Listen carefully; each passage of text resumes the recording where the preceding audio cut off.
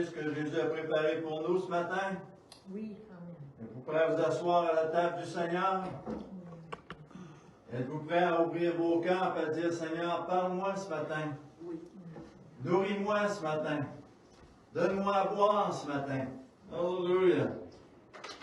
On a vu, mais on a débuté un message qui s'appelle Un si grand salut.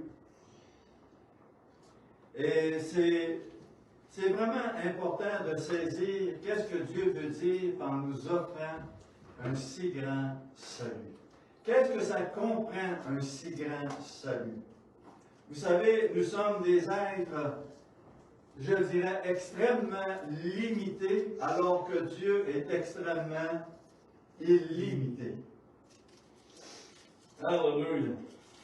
Seigneur, bénis ta parole ce matin, touche nos cœurs, instruis-nous, accorde-nous la sagesse, l'intelligence, le discernement, de te saisir, de te comprendre et de s'approcher de toi, afin de devenir des disciples accomplis pour ta gloire.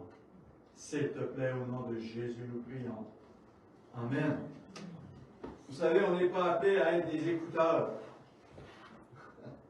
On est appelé à devenir des disciples. Amen. Et des disciples, ce sont des gens qui veulent s'impliquer. Des gens qui veulent mettre la main à la charrue. Des gens qui veulent regarder en avant, qui veulent investir pour le royaume de Dieu. C'est la priorité. Parce que ce qu'il y a dans ce monde aujourd'hui, moi je peux juste regarder et écouter ce qui s'est passé cette semaine.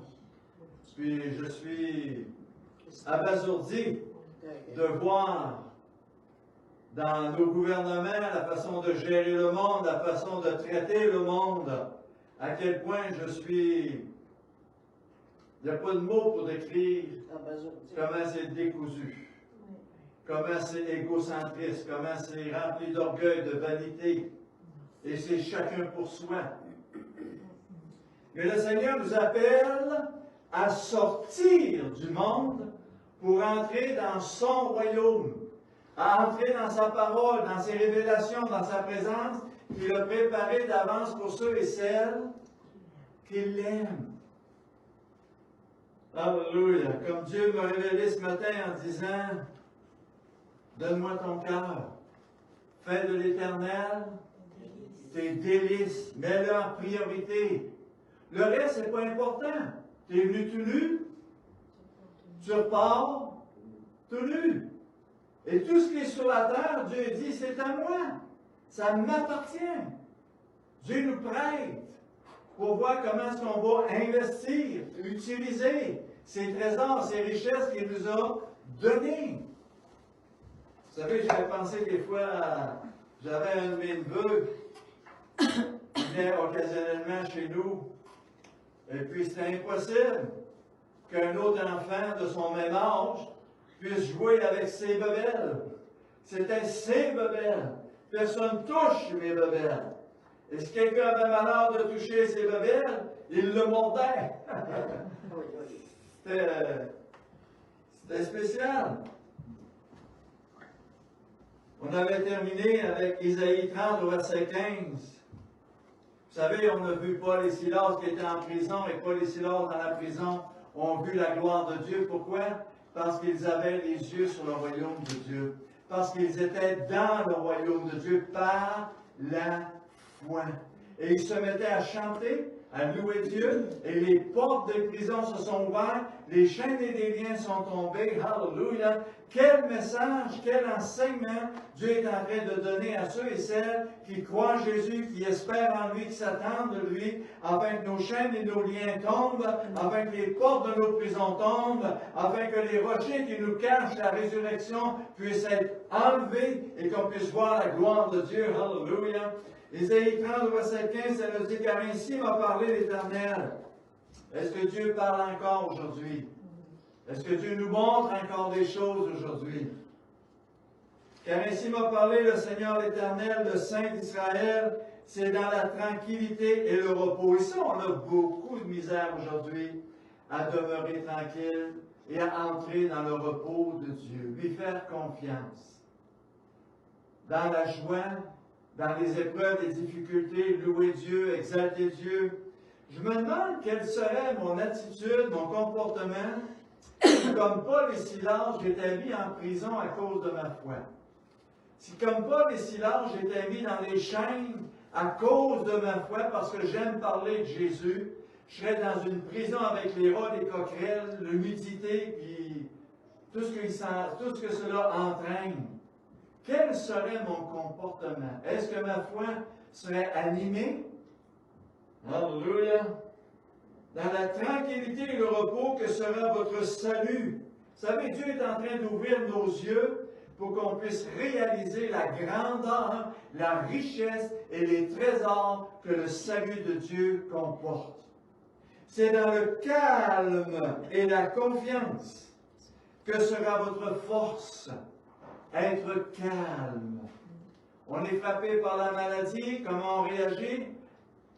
Je ne suis pas sûr qu'on réagit dans le calme. On est frappé par toutes sortes de situations, de mauvaises nouvelles, d'imprévus, des choses qui nous dépassent, des choses que nous ne contrôlons pas. On perd notre calme, on perd notre confiance, et là, on se met à faire du placotage, du murmure, des critiques. C'est dans le calme et la confiance que sera votre force. La joie de l'Éternel est la force. Seigneur, je lève les yeux parce que je sais que c'est toi qui es en contrôle. Je lève les yeux parce que tu es ma joie. Je lève les yeux parce que tu vas agir dans cette circonstance, dans cette maladie, dans cet événement, dans ce frère, dans cet enfant, dans ce fils. Je lève les yeux parce que c'est par la force de l'Éternel qu'on est plus que vainqueur. Alléluia! Plus grand est celui qui est en nous que celui qui est dans ce monde. Et la conclusion de Isaïe 35, quand Dieu parle à Israël, vous ne l'avez pas voulu. Ce qui nous éloigne de Dieu, savez-vous qu'il y a des choses qui peuvent nous éloigner de Dieu? Les soucis, les inquiétudes, les difficultés, les combats. Mais le pire ennemi du chrétien, savez-vous c'est quoi? Ce qui nous éloigne le plus, c'est le doute. Douter de Dieu nous fait dire à Dieu, t'es menteur, t'es pas vrai. Ça va loin le doute. L'inquiétude, les lamentations, la négligence, les soucis, fait toute partie du doute. De douter des promesses de Dieu, de la bénédiction de Dieu, de la souveraineté de Dieu dans tous les aspects de nos vies. Pourquoi est-ce que Dieu nous dit, tu ne perds pas un cheveu de ta tête sans qu'il le sache? Qu'est-ce qu'il est en train de nous dire là? Dieu s'inquiète-tu pour nos cheveux? Ce que Dieu est en train de nous dire, panique pas, je contrôle tout. Tu vas perdre peut-être certains cheveux, tu vas perdre peut-être certaines situations, mais moi, ton Dieu, je contrôle, je sais, je suis au courant et je suis avec toi dans ta situation, dans ton combat, dans ta difficulté. Fais-moi donc confiance. Alléluia. Quelles sont les demandes de Jésus? Est-ce que Jésus est en droit de nous demander quoi que ce soit? Un jour, quelqu'un est venu, il était malade devant Jésus, puis Jésus l'a regardé, il savait qu'il était malade, il vient devant lui, puis Jésus lui dit, veux-tu être guéri? Et Jésus déclare un peu plus loin, si quelqu'un veut venir après moi, suis-moi. Quiconque croit en moi, si quelqu'un écoute ma parole, savez-vous que le salut, il est individuel, il est personnel, et souvent, on le met général. Oui, mais lui, oui, mais elle. T'as guéri lui, t'as guéri elle, t'as fait un miracle dans sa vie, tu l'as enrichi, t'as fait ci, t'as fait ça. Puis moi, vous savez, Pierre, il a réagi comme ça devant Jésus, face à Jean. Qu'est-ce qui va arriver à Jean? Puis Pierre devant Jésus. Et Jésus lui a dit à Pierre quoi? Laisse faire Jean. Puis toi, là, suis-moi. Aie les yeux sur moi. Donne-moi ton cœur. Fais de moi ta priorité. J'ai un plan pour toi, Pierre. J'ai un plan pour Jean. J'ai un plan pour Sylvie. J'ai un plan pour Hervé. J'ai un plan pour tout le monde. Suis-moi. Laisse faire les autres. Et je vous le dis, combien de gens dans ma vie chrétienne ont perdu leur salut, ont négligé leur salut parce qu'ils regardaient autre part que de Jésus. Ils s'attendaient à autre chose que de Jésus.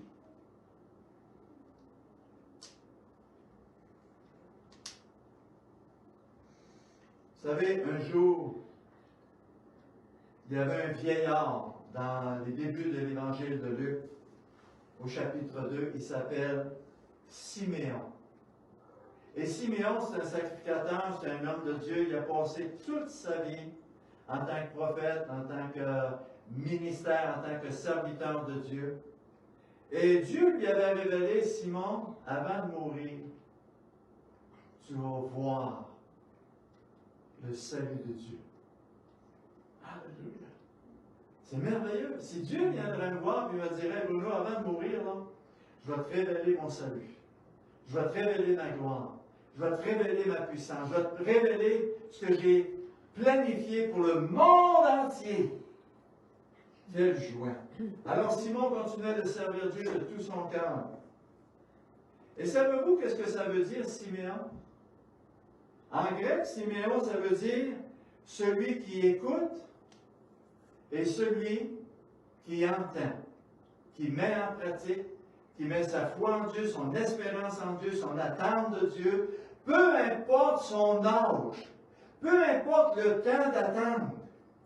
Oui, mais Seigneur, ça fait 20 ans que je prie pour ça. Avez-vous déjà réalisé que 20 ans pour Dieu, c'est une pinotte?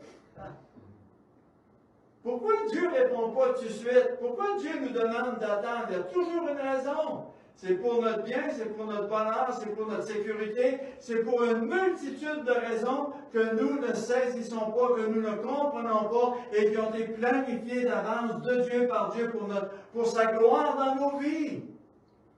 Fais de l'Éternel tes délices et il te donnera ce que ton cœur désire. Quand Marie et Joseph ont pris Jésus à l'âge de 8 jours pour l'amener au temple, pour le faire circoncire, Siméon était là. Et poussés par l'Esprit de Dieu, Marie et Joseph ont mis dans les mains de Siméon le germe. Voyez-vous Jésus comme une semence? Comme un germe. Ils l'ont mis dans les mains de Siméon, et Siméon a pris l'enfant et il l'a prophétisé. Parce que Dieu lui a révélé, voici le germe, le salut d'Israël, le salut du monde entier. Et Siméon, en même temps, parce qu'il a cru, parce qu'il a persévéré, parce qu'il était prêt à aller même jusqu'à la mort pour Jésus, non seulement Jésus était le germe à venir, il était le germe présent, et Siméon est né de nouveau. Il était rempli du Saint-Esprit de Dieu, et le germe est descendu dans sa vie. Alléluia. Le plan de Dieu, l'avenir de Dieu, le futur de Dieu, la gloire de Dieu s'est révélé à Simon. Et Siméon a dit, maintenant je peux partir. Je suis prêt à mourir. Mes yeux ont vu ton salut. Est-ce que tes yeux ce matin ont vu le salut de Dieu pour toi? Est-ce que tes yeux voient qui est Jésus pour toi? Et où est Jésus pour toi? Si tu es né de nouveau, il est dans ton cœur. Alléluia. Alléluia. C'est le salut de Dieu pour toi. Qu'est-ce que Dieu peut faire de plus pour moi? Ce qu'il a déjà fait. Il m'a donné la vie. Il m'a donné sa vie. Il ouvre mes yeux, mes oreilles et mon cœur afin que je puisse entrer dans son royaume. C'est ce que Jésus a dit au larron sur la croix. Aujourd'hui, tu seras avec moi dans mon royaume. Parce que l'homme sur la croix, dans la parole de Dieu, dans la parole de Jésus, est passé des ténèbres à la lumière, de la mort à la vie, parce que Jésus a confirmé sa foi. Il a confirmé sa repentance. Il a confirmé son désir de naître de nouveau et de se décharger sur lui, parce que le même sur la croix, il a repris l'autre larron sur la croix, puis il lui a dit, lui, il ne mérite pas d'être là, mais nous, on mérite notre sentence. Voyez-vous, il reprenait notre larron pour lui dire que je suis pécheur, mais que lui, il est saint, il est parfait, il est glorieux, il est juste. Et en disant cela, en proclamant cela, Jésus, imaginez-vous Jésus dans le maximum de sa souffrance. Son regard se tourne vers lui et lui dit aujourd'hui. Avez-vous la moindre idée de ces paroles de Jésus vers ce larron-là? De son amour. Son amour, sa grâce. Que voulons-nous plus que ce que Jésus nous offre? Que voulons-nous plus? C'est étonnant que de voir tant de chrétiens n'en ont jamais assez. Ils en veulent toujours plus. Alléluia. Mes yeux ont vu ton salut. Si tu vois Jésus, si tu comprends Jésus, tu vois le salut de Dieu, tu vois l'amour de Dieu, tu vois la grâce de Dieu, la présence de Dieu dans ta vie. Alléluia! Tu n'as pas besoin de plus, frère et sœur. Tout est en Jésus-Christ. Tout ton futur, ton éternité est en Jésus-Christ. Fais de l'Éternel, maintenant fais de l'Éternel tes délices, et il te donnera ce que ton cœur désire. Ce que ton cœur désire, ce n'est pas tout ce que tu veux, tout ce que tu désires.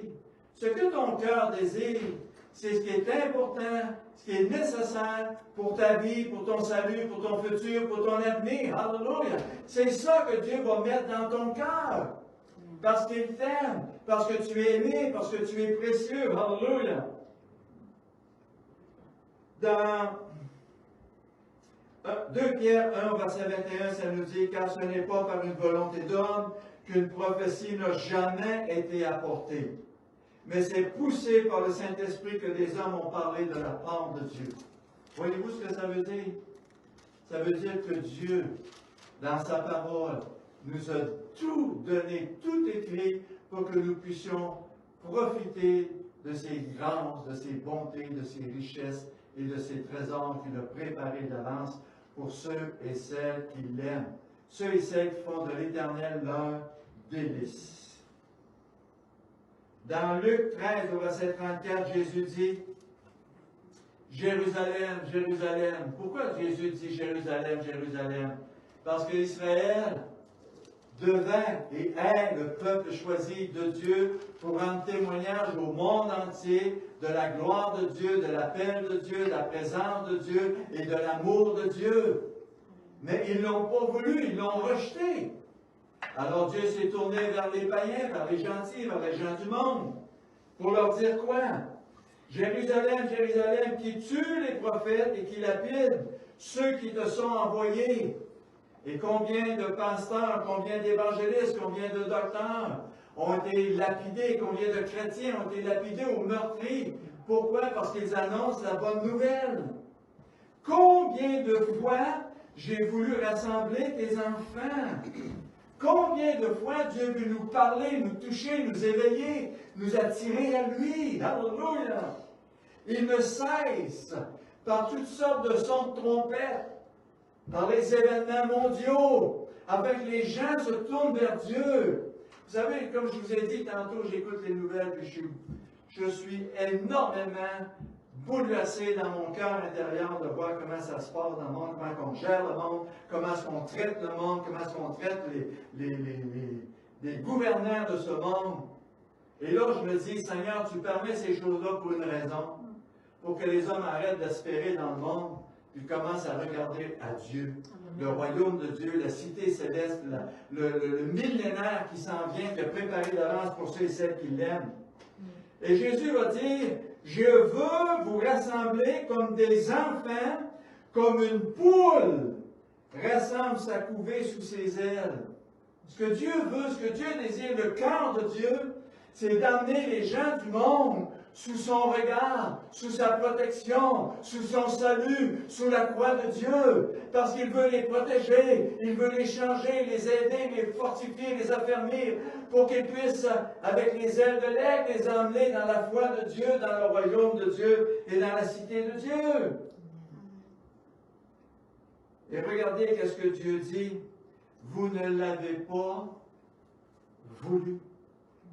Les gens refusent le salut de Dieu. Mais comment Dieu peut se sentir de voir qu'on refuse le salut de Dieu? Car Dieu a tant aimé. Dans Proverbe 1 au verset 32, ça nous dit, car la résistance des stupides les tue. La sécurité des insensés les perd. Et quand je lisais ce passage-là, je pensais à un des hommes les plus riches sur la terre. Je pense que c'est le 4e ou 5e, je ne me souviens pas de son nom. Il vient de dépenser 600 millions de dollars pour se faire un bunker. Mais moi, je vais vous dire quelque chose. S'il arriverait une bombe nucléaire, j'aime bien mieux être debout puis partir tout de suite sous l'effet de la bombe nucléaire et avoir la vie éternelle que de rester sur cette terre lorsque tout est détruit. Tout est anéanti, puis il n'y a plus rien de bon. J'ai écouté un documentaire cette semaine. Vous croirez ce que vous croirez ou peu importe, c'est pas grave, je vais juste vous partager.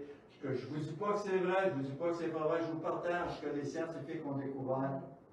Et présentement sur la Terre, ce que nous mangeons dans les légumes qu'on achète, chez Metro, chez IGA, chez... n'importe où. Si on examinait à la loupe ce qu'il y a là-dedans, frères et sœurs, on ferait le saut. Tellement c'est différent de ce que ça a déjà réellement été, des fruits et des légumes puis de la viande que nous mangeons. On est en train de s'auto-détruire. Jérusalem qui tue les prophètes, qui lapide. Jacques 1,6, ça nous dit qu'à celui qui doute est semblable au flot de la mer. Je me souviendrai toujours, moi et mon épouse, on était allés avec un de mes amis, on était à Alma à cette époque-là, on avait un ami qui avait un gros yacht. On allait régulièrement, on allait souvent chez eux, puis de temps en temps, on embarquait sur son yacht, puis il aimait ça, nous promener avec son yacht. Moi, j'aimais bien ça aussi. C'était impressionnant, plaisant. Puis un jour, on est parti, on est allé sur son yacht avec ma femme, puis sa femme, puis ses enfants. On était sur son yacht. Je ne sais pas si vous avez déjà été sur le Péribonka. Mais sur le Péribonka, là, ça peut prendre juste 1 heure. Puis la température peut changer radicalement. Et c'est ce qui est arrivé. Une tempête tellement immense s'est levée que nous perdions un yacht dans le creux de la mer. Ça fait que ce que ça a créé, tu as quelque chose en toi qui cherche une sortie. C'est terrible. Quand tu n'es pas habitué à ça, là, ça te travaille drôlement. Et Job nous parle dans Jean 1,6, car celui qui doute est semblable au flot de la mer. Il est agité par les vents et poussé d'un côté et de l'autre. Croyez-vous qu'il fallait se tenir sur ce yacht-là? Il fallait vraiment se tenir. Parce que sinon, c'était par-dessus bord. Tellement que ça barbotait. Puis on n'avait pas le cœur qui voulait rester à la place. Les flots de la mer agités par des vents et poussés de côté et d'autre. Et Dieu, Job compare cela aux gens du monde. Ils sont barouettés par les vents, par la mer de ce monde, d'un côté et de l'autre. Tantôt je crois ça, tantôt je crois ça, tantôt je pense ça, tantôt je pense ça. Je suis barouetté d'un bord à l'autre. Parce que ma foi n'est pas affermie, ma foi n'est pas ferme, ma foi n'est pas ancrée. Je n'ai pas jeté l'âme sur Jésus. Alléluia!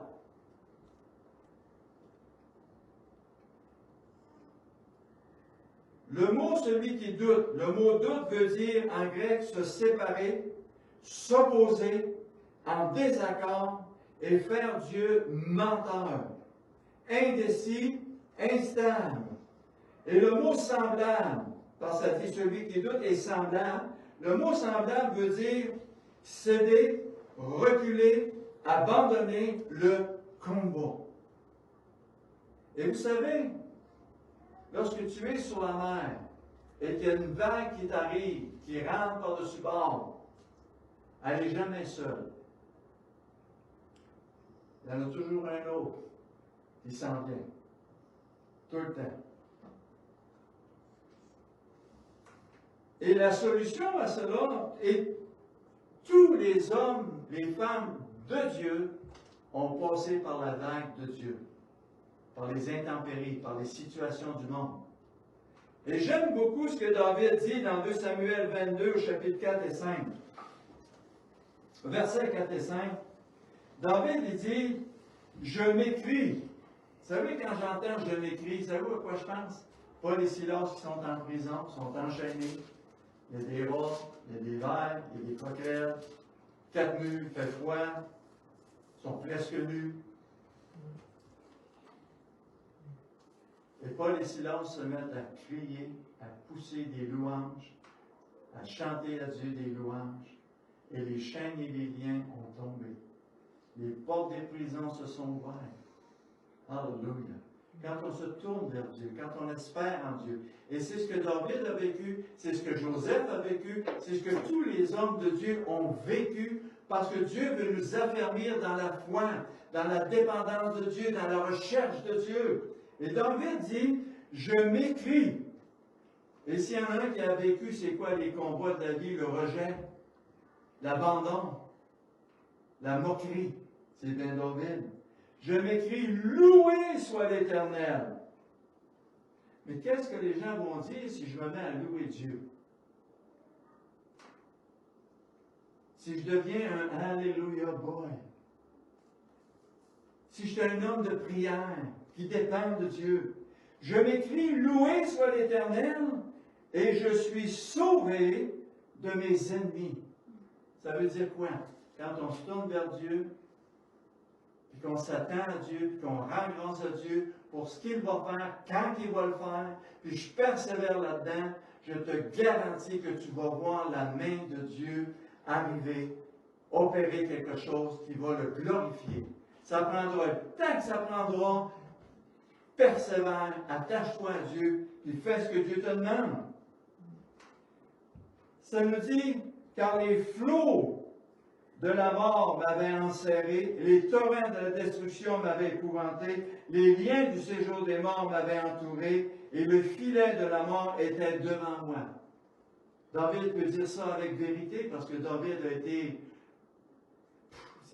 Combien de fois sa vie a été en danger?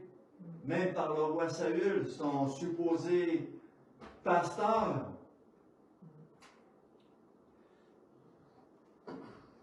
Et regardez ce que David dit. Dans ma détresse, j'invoque l'Éternel, j'invoque mon Dieu, et de son palais, Dieu, il entend ma voix, et de son cri parvient à ses oreilles. la terre fut ébranlée et il trembla. Ça veut dire que Dieu se lève, là. Dieu entend ta prière, Dieu voit ta prière, Dieu voit ton cœur, ta persévérance, ta détermination, et Dieu se lève.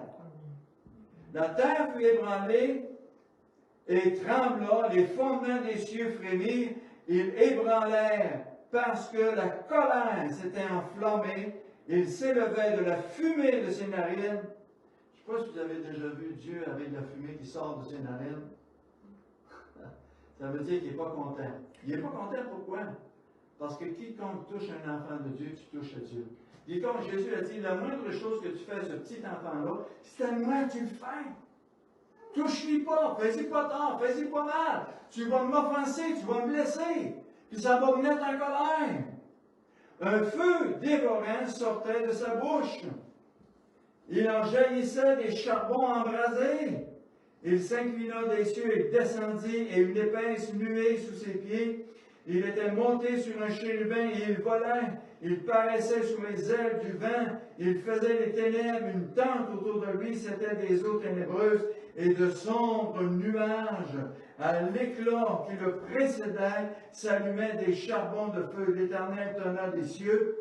Le Très-Haut fit retentir sa voix, il lança des flèches et les dissipa, un éclair, il les mit en déroute. Le lit de la mer parut, les fondements du monde furent découverts, et par la menace de l'Éternel et par le souffle du vent de ses narines, il étend sa main d'en haut, il me saisit et il me retire des grandes eaux. Il me délivre de mon ennemi puissant, de ceux qui me haïssent et qui sont plus forts que moi. Il m'avait affronté au jour de mon malheur, mais l'Éternel fut mon appui. C'est ce que Dieu dit à ses enfants. Touche pas, parle pas mal, fais pas mal, parce que c'est à moi que tu touches. Alléluia. Encore là, ça fait partie du salut de Dieu pour ceux qui l'aiment. Alléluia. Les flots de la colère. Lorsqu'on parle de flots dans la parole de Dieu, ça a plusieurs significations. Accablé par les flots, l'accablement peut être des flots aussi. Vous savez, je pense à Jonas, qui était dans le bateau, puis Dieu a fait lever une tempête tellement énorme que le bateau vaguait de tous bords, de tous côtés, puis il rentrait dans les creux des flots, puis il remontait, puis les marins étaient sûrs de tous périr. Alors ils se sont mis à dire, mais qui va nous sortir de là? C'est à cause de pourquoi la colère de Dieu est-elle si grande sur nous? Mais qu'est-ce qu'on a fait? Il y a quelqu'un parmi nous qui agit mal, qui parle mal, qui fait mal aux yeux de Dieu. Alors Jonas, c'est moi. Il dit, prenez-moi, puis jetez-moi en dehors, puis vous allez voir, ça va venir calme. Et savez-vous qu'est-ce qu'ils ont fait? Ils n'ont pas attendu 2 heures, ils ont pris Jonas par le fond de culotte, puis ils l'ont jeté dehors. Mais Dieu avait un plan extraordinaire. Dieu a appelé Madame le poisson. Gros. On dit que c'est une baleine. C'est probablement bien plus gros qu'une baleine, je crois, dans la mer. Elle a avalé Jonas. Et Jonas est resté 3 jours et 3 nuits dans le sein du poisson. Avez-vous la moindre idée qu'est-ce que ça sentait?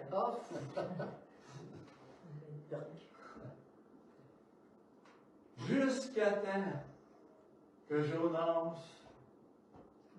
j'ai péché. Et quand Jonas a reconnu son péché, qu'est-ce que Dieu a fait? Il a parlé au poisson, puis il dit, garoche-moi ça dehors. Et la baleine est allée sur le bord, elle l'a garoché Jonas sur le bord de la plage. Puis Jonas, la première des choses qu'il a faites, il s'est lavé, parce qu'il ne devait pas sentir bon. Puis après ça, il est allé faire ce que Dieu lui avait demandé de faire parce qu'il ne voulait pas que Nénive se repente.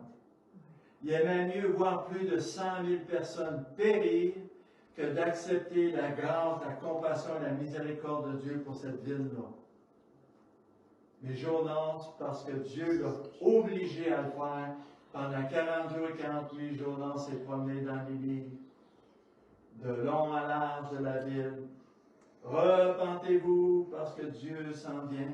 La colère de Dieu s'en vient. C'est extraordinaire que de voir une ville païenne, une ville idolâtre, une ville méprisante, adultère.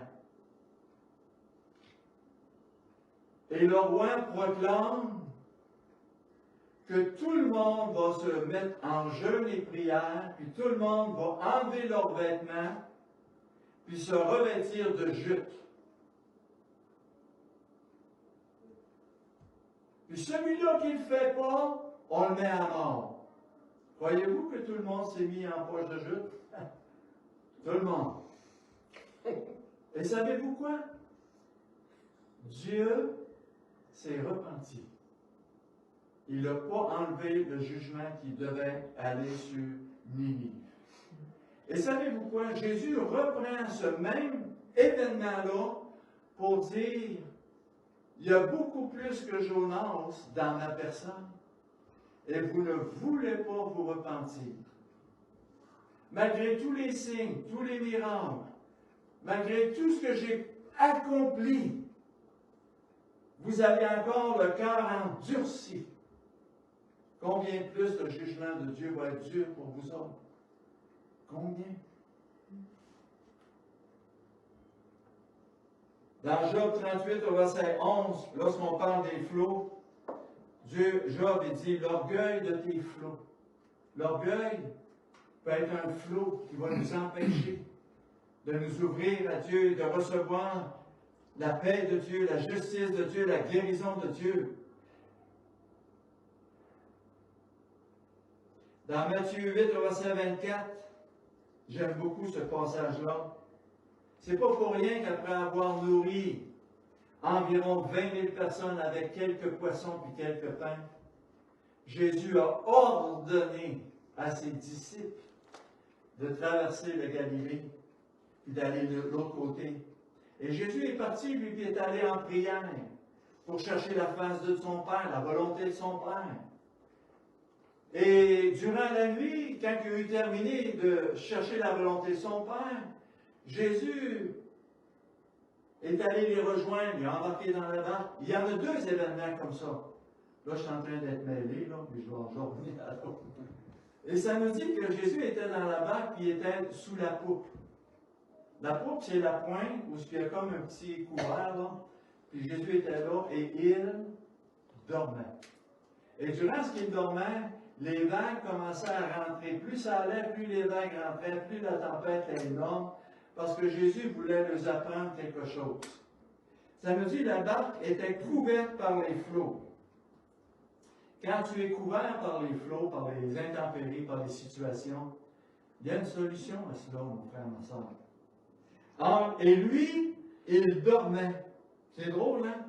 On est envahi par les flots, envahi par les épreuves, envahi par les difficultés, envahi par la maladie, envahi par les circonstances. Puis il ne fait rien. Il dort. Il ne s'occupe pas de moi. C'est comme s'il n'est pas au courant de ce qui se passe.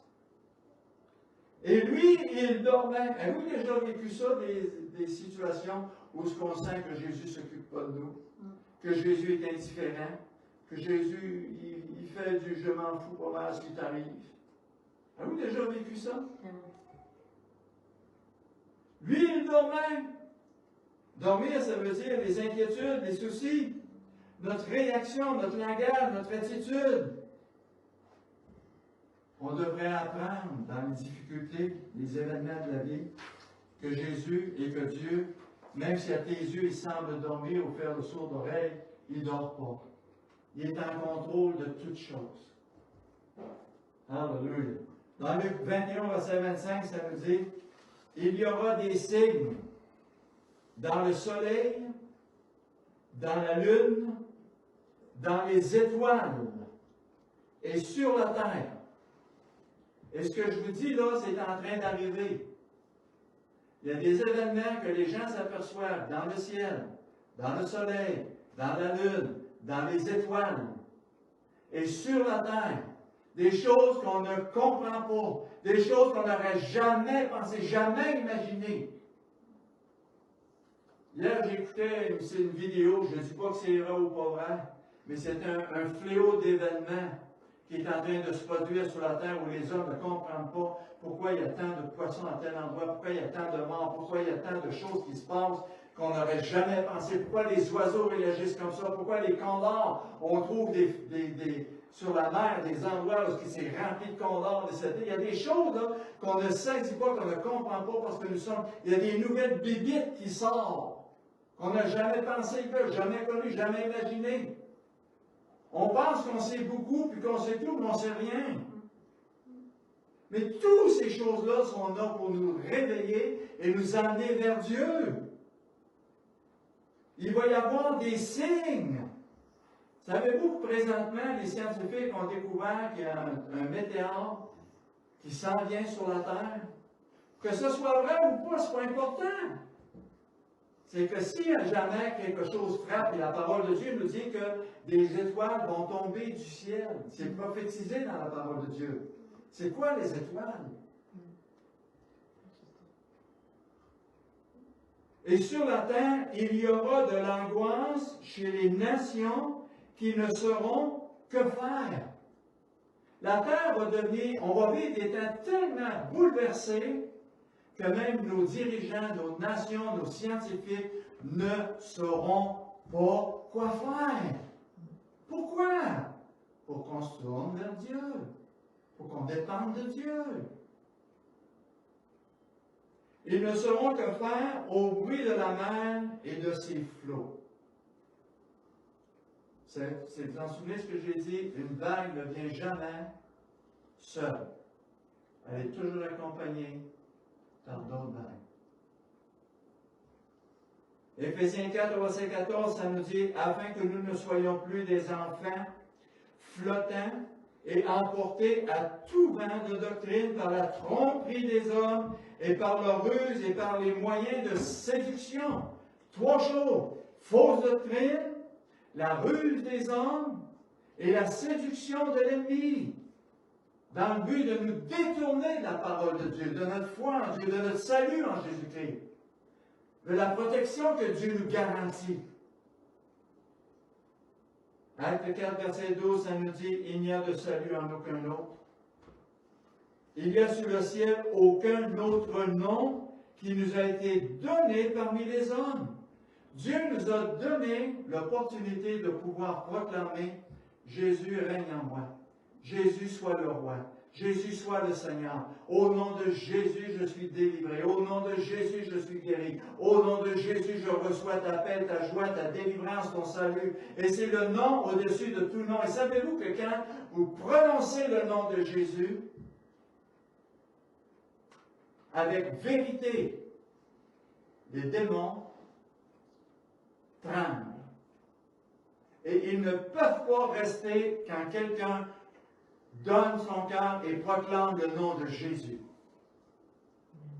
Alléluia.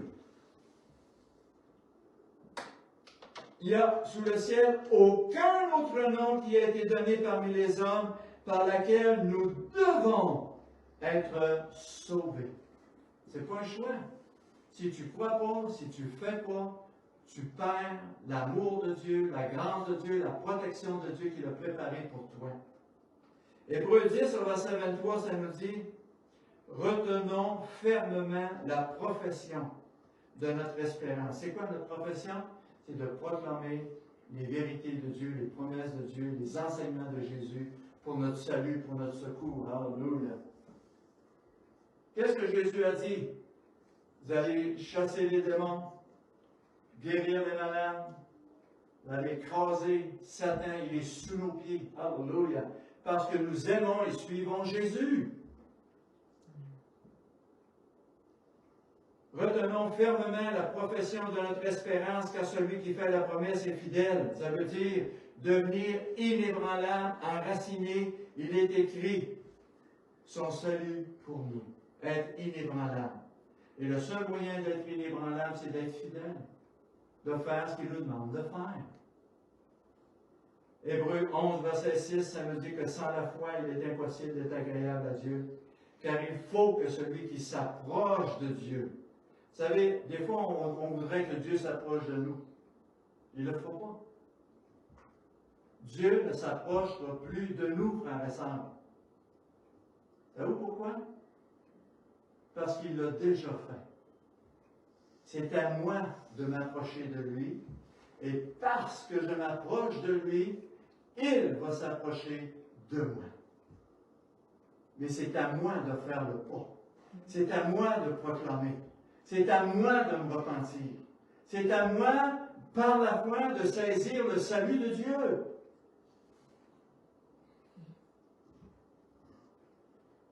Dans 1 Timothée 2, verset 8, ça nous dit « Je veux que tous les hommes